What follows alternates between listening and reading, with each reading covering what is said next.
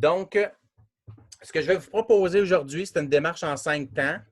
Ce que je vais faire dans un premier temps, je vais passer au travers les éléments, les différentes étapes. Puis ensuite de ça, ce qu'on va faire, je vais vous donner un exemple de comment moi je l'orchestrerais, cette démarche-là, pour être en mesure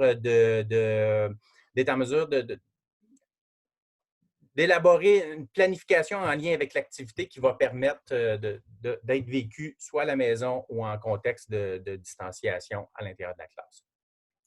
La première étape, ça va être d'utiliser une ressource pertinente, une ressource pédagogique pertinente. Donc, je vais vous emmener pour explorer le site de Sciences et technologies au primaire.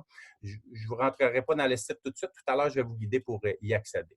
Donc, vraiment, utiliser une ressource qui va vous permettre d'explorer et d'avoir une plateforme, un tremplin qui va vous permettre d'aller chercher l'essence de ce que vous avez besoin pour faire un enseignement adéquat en lien avec le programme de formation pour l'enseignement de la science et technologie. L'étape 2, à l'intérieur du site, on va aller dénicher une activité d'apprentissage. Donc, il y a des SAE à l'intérieur du site et il y a aussi des expériences. Je vais vous emmener ce matin à travailler avec des types d'expériences marche à suivre. Vous avez une expérience que vous aimez, vous voulez la faire avec vos jeunes, bien, cette expérience-là nécessite une adaptation d'un point de vue pédagogique parce que le jeune n'est pas nécessairement impliqué à l'intérieur d'une démarche parce qu'on lui donne toute la marche à suivre. Donc, moi, ce matin, je vais vous emmener à partir d'une expérience marche à suivre, comment on va faire pour planifier une activité d'apprentissage en sciences et technologies qui se situe dans le cadre du programme de formation. Donc, l'étape 2, ça va être de dénicher une activité d'apprentissage. Donc, je vais vous guider à l'intérieur de cette étape-là. L'étape 3, à partir de l'activité d'apprentissage que vous allez avoir sélectionnée, je vais vous amener à associer un carnet de démarches d'activité. On va voir ce matin rapidement en quoi consiste chacune des 4 démarches en sciences et technologies, mais j'ai aussi à vous proposer des carnets qui viennent soutenir l'élève à l'intérieur de cette démarche-là, qui va permettre de faire en sorte que si on a une expérience qui a de l'allure, puis un carnet qui a de l'allure, on est capable d'emmener l'élève à cheminer à l'intérieur d'une réflexion qui va lui permettre de démontrer des compétences en sciences et technologies. Donc, on va associer un carnet de la démarche. Donc, j'ai 2 types de carnets à vous proposer, des carnets en PDF et des carnets en format Google Classroom. L'étape 4 de la démarche, ça va être d'associer des documents multimédia à l'activité. Donc, je vais vous guider à l'intérieur de ressources pour permettre à ce qu'il y ait des savoirs qui soient mobilisés à l'intérieur de ça ou de faire des liens avec la vie réelle. La 5e étape, ça va être d'organiser une séquence d'apprentissage. Donc, avec toutes les ressources qu'on a ramassées au cours de planification, comment on va organiser une séquence qui va pouvoir être proposée à l'élève et qui va permettre de lui faire des sciences à la maison ou en classe en contexte de distanciation. Une dernière étape après, c'est consulter des planifs. On va aller voir ça à la fin et le partage de planification. Donc, j'ai pensé à un lieu que vous pourriez avoir pour du partage, en fait. Donc, je vais revenir à la fin pour voir de quelle manière on pourrait procéder à des partages. Donc, est-ce que ça va pour la démarche en 5 temps? On va plonger dans la démarche. Donc, on va aller à l'étape 1, utiliser une ressource pédagogique pertinente. Donc, la première étape, un site. Donc, il y a plusieurs moyens d'aller sur le site Enseigner la science et technologie au primaire. Vous avez le lien bit.ly qui est ici, bit.ly/sciences primaires CSDL. Ou l'autre moyen, Éric, tu vas me confirmer si on voit bien l'image, c'est d'aller sur votre bureau virtuel de la commission scolaire. Est-ce que tu vois mon bureau virtuel? Excellent. De faire votre login. Là, le bureau virtuel, ça a l'air qu'il y a des problèmes en ce temps-ci, mais ça fonctionne pareil. Vous allez dans l'onglet jaune « Ressources ». Vous allez ensuite dans l'onglet ici, vous avez des pastilles, des ressources de vos CP. Et là, ici, vous avez plein de ressources. Ça a changé, tout ça. Il n'y a même plus le menu. Ah, c'est ici, la pastille menu. Excellent. On en découvre chaque jour. Donc, vous avez ici les sciences et technologies.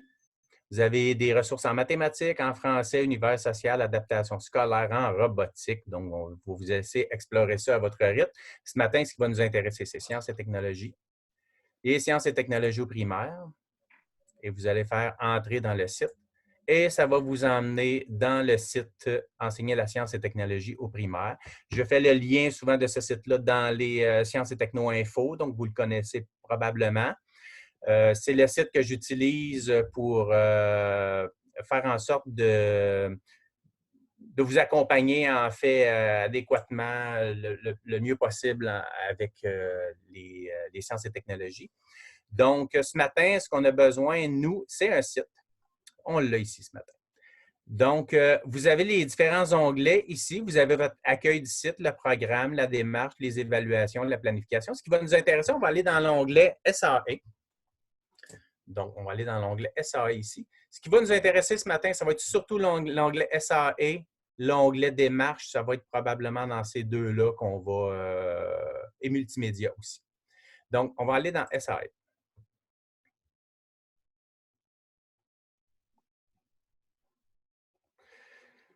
Donc, cette page-là est séparée en deux grandes sections.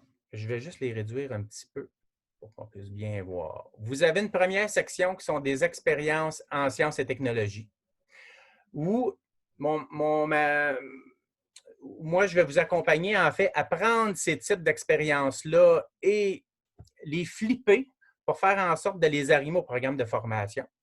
Et vous avez dans l'autre section des SAE, ce sont des situations d'apprentissage et d'évaluation qui ont un mandat d'être vécues en classe avec certaines contraintes au niveau matériel, qui va exiger du matériel précis, du matériel spécifique. C'est des tâches qui ont été vraiment réfléchies pour être vécues en classe dans un contexte de collaboration, dans un contexte de différenciation, dans un contexte scolaire, en fait. Et nous, probablement qu'on va être pris, donc vous avez vous en avez en masse, je vais vous aller explorer ça. Nous, ce matin, on va se concentrer juste sur la section du haut des expériences en sciences et technologies. Et là, ces expériences-là, j'en ai répertorié peut-être une dizaine de sites, mais lorsque vous aurez une de ces expériences-là, l'important, je vais vous emmener dans l'onglet vert ici, va toujours être important de dégager une question. Parce que ce sont des expériences toutes faites, clés en main. Faites ça, un petit peu comme une recette de cuisine. Donc, l'idée de ça, c'est de dégager une question qui va permettre d'impliquer le jeune à l'intérieur d'une démarche, qui va l'emmener à énoncer des hypothèses ou des pistes de solutions, qui va ensuite l'emmener à nommer du matériel, à nommer du matériel pour effectuer des manipulations. Et ensuite de ça, nommer ce qui a fonctionné, ce qui n'a pas fonctionné et tirer une conclusion à partir de ça. Je vais vous emmener sur des carnets tout à l'heure qui vont essentiellement emmener l'élève à cheminer au travers de cette démarche-là. Donc, on va faire un premier exemple. Donc, vous avez ici accédé à la procédure. C'est votre procédure en 5 étapes que je suis en train de vous présenter. On va aller chercher un premier exemple avec l'espace des sciences. Donc, parmi les sites, je vais aller chercher l'espace des sciences. Donc, c'est la démarche que vous avez dans la procédure. Vous allez pouvoir reproduire cette procédure-là. Moi, je m'en vais dans l'espace des sciences et moi, je le trouve super beau, ce site-là. Je trouve qu'il est très imagé. Donc, je vais aller chercher un cyclone dans une bouteille. Tiens, je vais aller voir en quoi consiste un cyclone dans une bouteille. Un cyclone dans une bouteille, le matériel, ils me disent 2 grandes bouteilles transparentes, de l'encre ou du sirop, du ruban adhésif épais, de l'eau.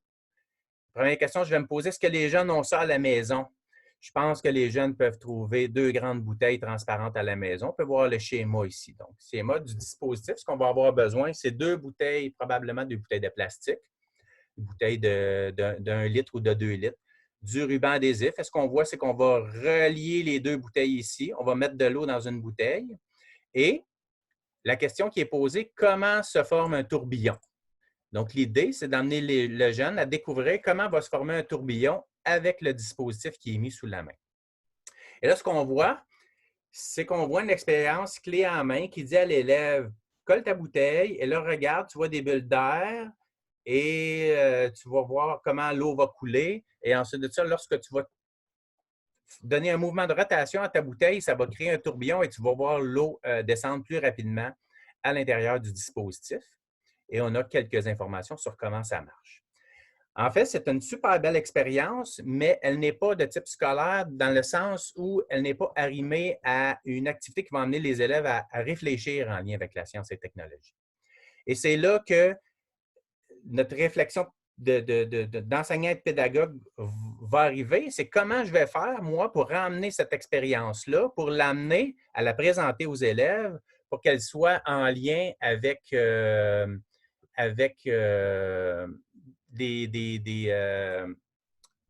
programme en sciences et technologies. Et c'est là qu'on va réfléchir à comment je vais arrimer ça. Et moi, ce que je vous propose, on va revenir sur le site Sciences et technologies.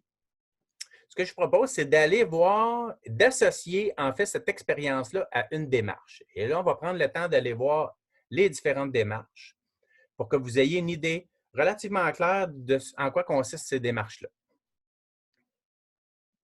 On va aller cliquer sur démarche. En haut de la page démarche, vous avez des carnets de démarches ici. Vous avez des carnets en PDF que vous pouvez directement télécharger et envoyer en format PDF à vos élèves, ou vous avez des carnets au format Google Classroom que vous pouvez envoyer dans votre compte Google pour être capable, si vous utilisez Google Classroom, de pousser le document en fonction de chacun des élèves. On va revenir plus tard là-dessus sur les deux carnets.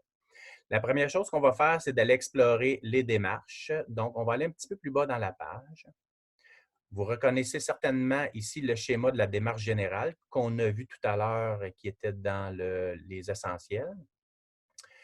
Moi, ce que je propose, excusez-moi, cette démarche générale-là, c'est de la splitter en 4 démarches différentes. Donc, une démarche d'investigation scientifique, une démarche de conception technologique, une démarche d'analyse technologique ou une démarche de vulgarisation scientifique. Selon la tâche que vous allez avoir à faire, ça va probablement être associé à une de ces démarches-là pour être capable d'associer un carnet qui va accompagner l'élève de façon adéquate en lien avec cette démarche-là.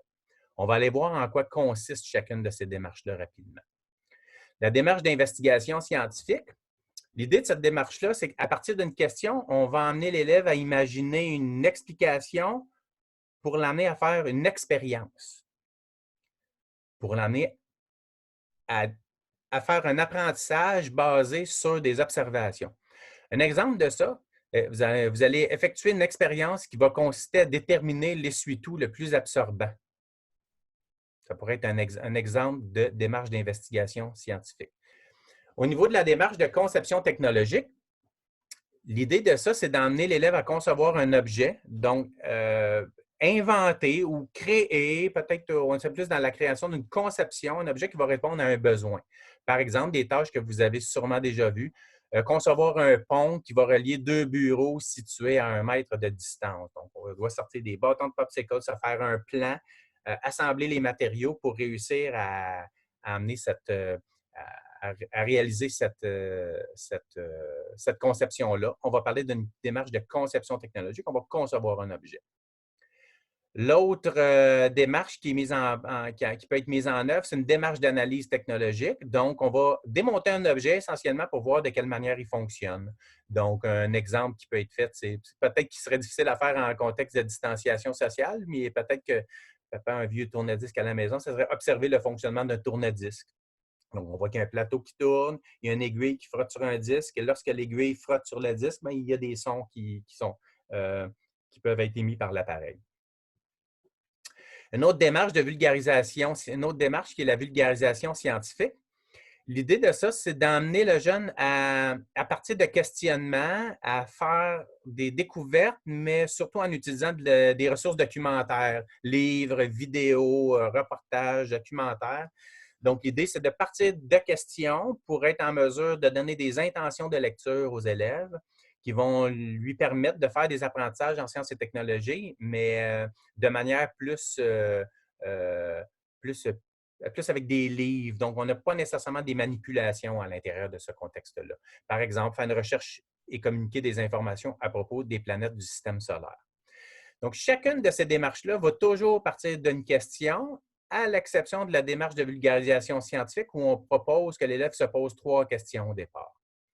Souvent, ce qu'on va partir pour la démarche de vulgarisation, c'est l'élève qui va se poser ces 3 questions, tandis que probablement pour la démarche d'analyse, la démarche de conception et la démarche d'investigation, la question va probablement originer de l'enseignant au départ. Donc, on a notre situation qui est notre cyclone dans une bouteille. Et l'idée, c'est d'associer une démarche maintenant à cette situation-là.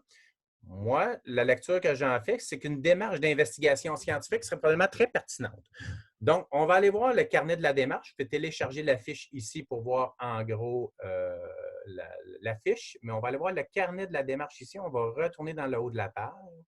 On va aller regarder le carnet PDF en premier, donc l'investigation scientifique. Donc, ce sont des carnets essentiellement sur 2 pages qui peuvent être envoyés aux élèves. Donc, je vais les réduire un petit peu pour qu'on ait un compte rendu. Donc, l'idée, ça va être à partir de la situation ici qui est un cyclone dans une bouteille, je présente une question de départ. La question de départ qui était à l'intérieur du document, qui était un cyclone dans une bouteille, était comment se forme un tourbillon. Ça pourrait être cette question-là. Moi, comment je pourrais la flipper, en fait, c'est comment faire en sorte de faire descendre l'eau le plus rapidement possible d'une bouteille à l'autre. Ça pourrait être une autre question qui pourrait être posée à l'élève. En fait, la question, là, c'est probablement l'enjeu principal qui est à faire face avec ce type d'approche-là, c'est de trouver une question qui va stimuler l'élève à poser des actions, à énoncer une hypothèse, à mettre en place son plan d'action. Donc, cette question-là, si vous avez une question qui commence par pourquoi, là, à éviter parce que l'élève va tenter de chercher une réponse et il va avoir besoin probablement de ressources documentaires pour répondre à la question. Donc, quand on veut être dans une démarche d'investigation scientifique, des questions pourraient commencer par comment, lequel des 3 objets.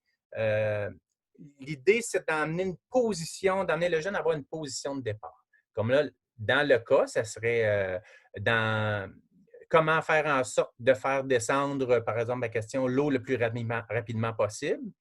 Le jeune va être en mesure d'énoncer son hypothèse. Je pense que ça va être en brassant la bouteille.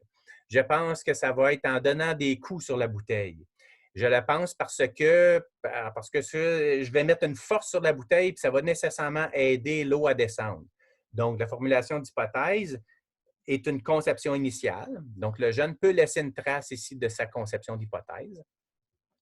Et ce qu'on voit ici, il y a un petit onglet en bas où on vient lier avec les critères d'évaluation.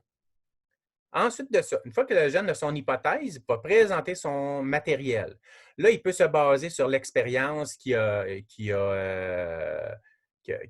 vivre, mais moi, je vais vous proposer d'autres ressources aussi, d'autres moyens. Donc, il va nommer le matériel qu'il va utiliser. J'ai besoin de 2 bouteilles de 1 litre, j'ai besoin de l'eau, j'ai besoin de ruban adhésif, j'ai besoin de colorant, j'ai besoin d'un chronomètre pour mesurer le temps. Les étapes de mon expérience vont être en mesure de nommer les choses. 1, je vais mettre de l'eau dans une bouteille. 2, je vais mettre une bouteille par-dessus l'autre et je vais les attacher ensemble avec du ruban gommé. Oups, j'ai oublié de mettre le colorant. Ajouter le colorant dans l'eau avant de mettre la bouteille, avant de mettre le ruban. Donc, le jeune ici va énumérer les étapes. L'idée, c'est de ne pas être parfait. L'idée, c'est d'emmener le jeune à réfléchir et à laisser des traces de ce qu'il fait. Et lorsque le jeune est en train de faire ça ici, il peut aussi laisser un schéma de son expérience, un petit dessin. Il est en train de mettre en place le critère 2 concernant la planification du travail. Il planifie son expérience. Lorsqu'il va faire son expérience, il va aller chercher des résultats. Par exemple, dans le cas de la bouteille, il dit j'ai laissé l'eau tomber, j'ai observé que ça a pris 1 minute 30. Je donne des chiffres au hasard comme ça. J'ai donné des tapes sur la bouteille, ça a pris 1 minute. J'ai donné un mouvement de rotation à la bouteille, ça a pris 15 secondes à descendre. Donc, je suis capable de tirer une conclusion à partir de ça. Le jeune a sûrement rencontré des problèmes en cours d'action. Par exemple, le premier coup, l'eau sortait par la jonction entre les 2 bouteilles. Donc, il a fallu que je remette du ruban gommé autour de ma bouteille, ou il a fallu que je prenne la colle, ou il a fallu que je trouve un autre moyen. Donc, c'est aussi ça, une compétence à développer en sciences et technologies. Lorsqu'on rencontre un problème, c'est de trouver une solution à ce problème-là. Et ça correspond aux critères réajustement de la démarche aux besoins et manipulation d'objets, d'outils et d'instruments. Et ensuite, le jeune va faire un retour sur son hypothèse. Donc, au départ, il pensait que ça prenait des tapes pour faire descendre l'eau plus rapidement. Puis cette expérience a démontré que lorsqu'on donne un mouvement de rotation et qu'on crée un tourbillon, bien, l'eau descend plus rapidement. Conclusion de cette expérience-là, lorsqu'on crée un tourbillon, l'eau descend plus rapidement. C'est un petit carnet en 2 pages qui permet de laisser une trace de la démarche. Je vais aller maintenant vous présenter le même carnet, mais au format Google Drive. Ce qu'il faut faire, c'est qu'il faut venir cliquer ici, revenir sur le haut de la page, venir Investigation scientifique. Vous avez ici. Et là, ce que ça va faire, ça va vous demander de créer une copie. Ça va créer une copie dans votre compte Drive de la commission scolaire. Donc, il va vous appartenir ce document-là maintenant. Donc, moi, ce que je fais, je vous autorise à faire une copie de ce document-là sur votre compte. Donc, créer une copie.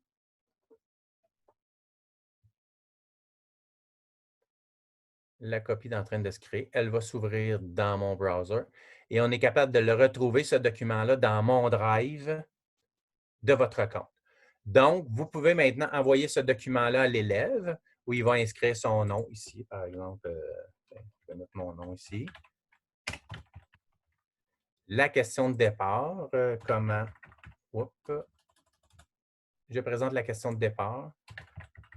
Comment faire pour faire descendre l'eau le plus rapidement possible. J'écris rapidement, ça se peut qu'il y ait des fautes, je vais aller les corriger.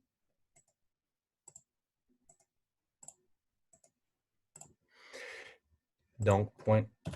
Et ça, c'est la question que vous pouvez envoyer à vos jeunes. Donc, vous pouvez maintenant envoyer ce document-là avec la question à vos jeunes. Et là, le jeune, à partir de ça, peut inscrire son hypothèse ici. Donc, dans toutes les zones en jaune, le jeune est capable de venir inscrire ses éléments. 2 bouteilles. Donc, il y a de l'espace pour venir inscrire ses éléments.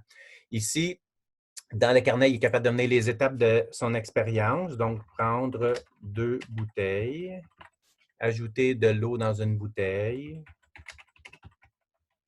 de l'eau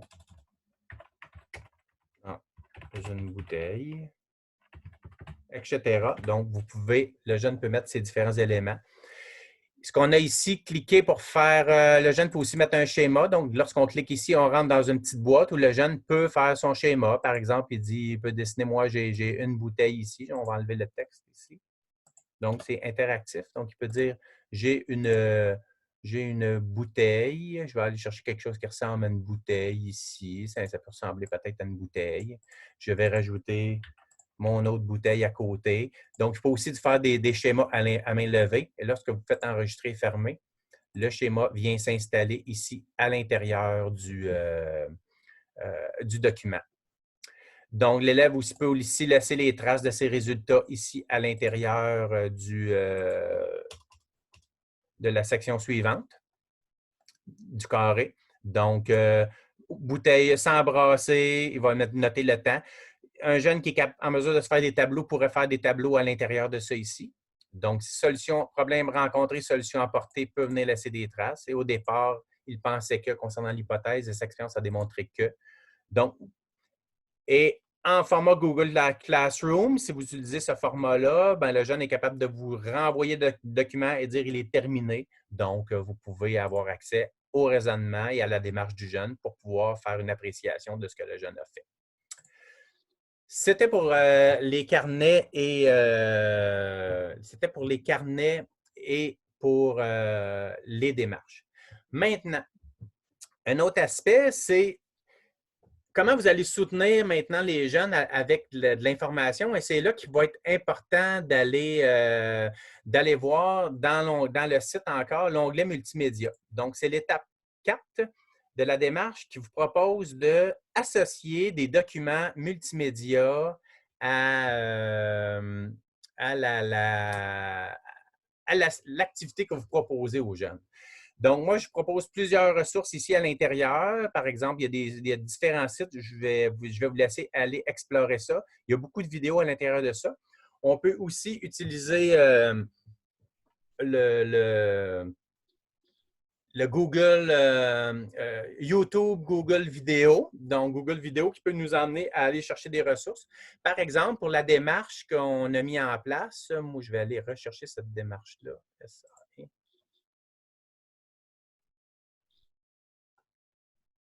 Accéder à la procédure.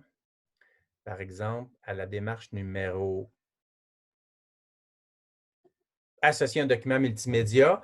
Moi, plutôt que de passer au travers le site ici, bien, je suis allé chercher eau et tourbillon. Je suis allé chercher des vidéos et eau, cyclone, bouteille et je suis allé chercher des vidéos. Et ce sur quoi je suis tombé, en fait, c'est une vidéo qui vient présenter un tourbillon dans la nature. En fait, il n'est pas dans la nature, c'est dans un barrage. Je suis tombé sur un autre document qui vient également présenter un tourbillon dans un barrage, mais avec des explications maintenant.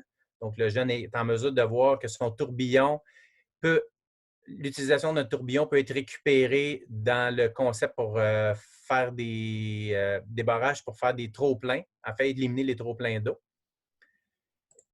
Et un autre document que j'ai retrouvé, c'est un document qui montre des jeunes en train de faire l'expérience. Donc, des enfants qui n'ont pas nécessairement le matériel à la maison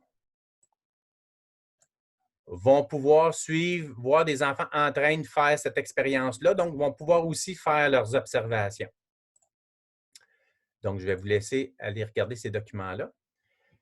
Avec tout ce qu'on a maintenant, avec notre situation, avec notre carnet et nos documents multimédia, comment on va organiser maintenant une séquence d'apprentissage? Ça va être de réfléchir puis de mélanger ça ensemble pour proposer quelque chose aux jeunes qui va lui permettre une relative autonomie, soit à la maison ou d'être accompagné en classe sans qu'on soit obligé d'être tout le temps à côté de lui. Donc, je vous propose en fait d'indiquer quelques étapes aux élèves afin qu'ils puissent cheminer à l'intérieur de la démarche. Et là, voici une séquence que moi je propose. Par exemple, exemple de séquence, on va consulter le schéma numéro 1 de la fiche d'activité suivante. Donc, schéma numéro 1 de la fiche d'activité. On consulte le schéma numéro 1 ici. On voit qu'il y a une bouteille avec de l'eau et du ruban adhésif. 2 bouteilles avec de l'eau et du ruban adhésif. La question de l'activité est la suivante. Comment faire pour vider une bouteille d'eau le plus rapidement possible? On va inscrire la question dans le carnet d'investigation scientifique et voici un lien pour télécharger le carnet en PDF. Ou voici le lien pour le carnet numérique. Et là, vous pouvez envoyer vous vers le carnet numérique ou envoyer le jeune sur le Google Classroom également si vous êtes familier avec ça. Donc, selon l'approche que vous allez prendre. En t'aidant de l'activité, planifie ton expérience en nommant le matériel utilisé, les étapes que tu prévois faire. Si tu aimes mieux voir l'expérience plutôt que la faire, regarde la vidéo suivante. Donc, c'est la vidéo que je vous ai présentée tout à l'heure. On envoie des jeunes en action en train de faire l'expérience. Donc, l'idée n'est pas nécessairement de faire une expérience, mais de réfléchir sur une expérience. C'est beaucoup là-dessus qu'est axé le programme de formation, sur la capacité à cheminer à l'intérieur d'une démarche. Note les résultats ou les observations dans le carnet, ainsi que les changements apportés au cours de l'expérience. Puis tire une conclusion de ton expérience et note celle-ci dans ton carnet.